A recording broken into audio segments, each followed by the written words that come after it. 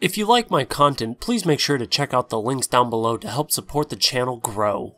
What's going on YouTube? It's GuthanNight here coming at you with yet another video, and today's video is the long awaited sub $200 used gaming computer. Now, I had to surf all over Craigslist, Facebook Marketplace, all of that to try to find this PC. I ended up picking it up with monitor, keyboard, mouse for $80.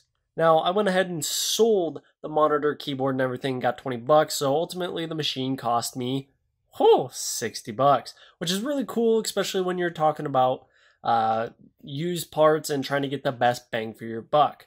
This machine is actually sporting an i7 860, so yeah, a first-gen i7 at 2.8 gigahertz, 4 cores, 8 threads, still monster CPU for what we need on this. It had 8 gigabytes of RAM, 1 terabyte storage. Obviously, I bought a RX 460 4 gigabyte card for $60. Not only that, I also then bought a 600 watt power supply because it was on sale for only $30. It was an EVGA 80 plus bronze certification power supply. So that brings my grand total to $150.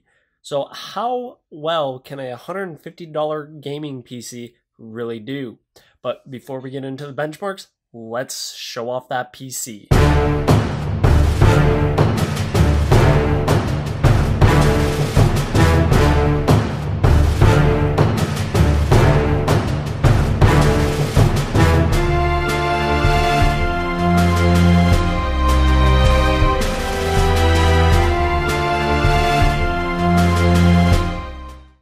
Now that we've seen the hardware that we're going to be working with for this build, let's get into the benchmarks. Now for this benchmark, this is Rainbow Six Siege, a very popular title right now as well. We are running this at 1080p medium settings, no anti-aliasing whatsoever. And our overall benchmark score was 47.9 for our minimum and 60 for our average with our maximum of 83 frames per second. Now, as you see here in this recording, when I recorded this, I was recording it on that PC. You do see a few dips into the 20 frames per second, so you can at least then gauge what this PC can do while you're trying to stream and stuff like that. Now, this next title is an oldie but a goodie. It's Skyrim. Now, this PC maxes this game out. Granted, it is an old title, so it's easy to max this title out, anti-aliasing and all. Now, I actually took this footage and these benchmarks while recording because it is an older title.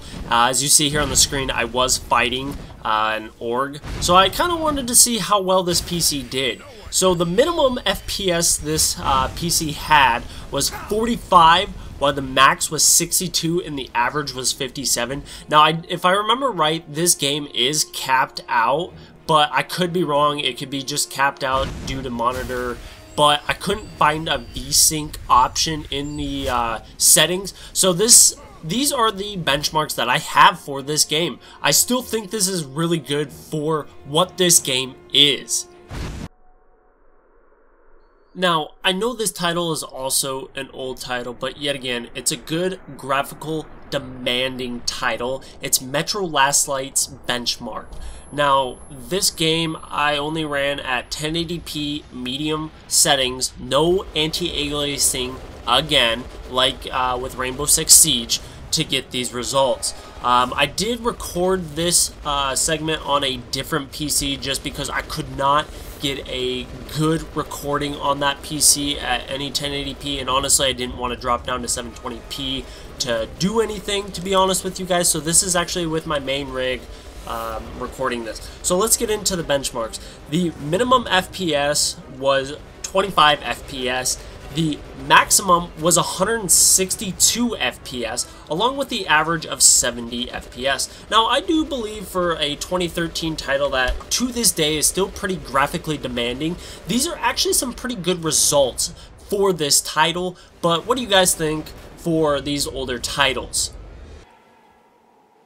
Now let's finish off with the most popular game right now, and that's Fortnite. Now please don't judge this gameplay because I really do suck when it comes to playing on the PC, but let's get into the benchmarks of this game. At medium settings with far distance draw, no MSAA, again, just because this GPU and this setup should not be using any type of anti-aliasing at all. The minimum FPS was 53. The maximum was 116 with an average of 70. So if you put VSync on or anything like that, this game is more than playable at medium frames or medium settings with no problems whatsoever. Now this game, as I said, is the most popular game, and this is probably why you guys are wanting to watch this video. So this game is just for you guys. Now that we've seen what this $150 build can do, what can you do to make it better? Well, if you've got a little extra cash, I would definitely throw an SSD. It would definitely liven up the system a little bit more, make it a little more snappy. Just because this was a 5400 RPM 1TB hard drive, it's not very fast at all, but at least got the job done. What do you guys think of the build? Let me know down in the comments down below. Did I do a good job for 150 bucks, or was there a better way to spend that money? Let me know down in the comments down below. And if you like this video, make sure you like it. Check out the links down in the description down below. This is GuthanNight, guys, signing out.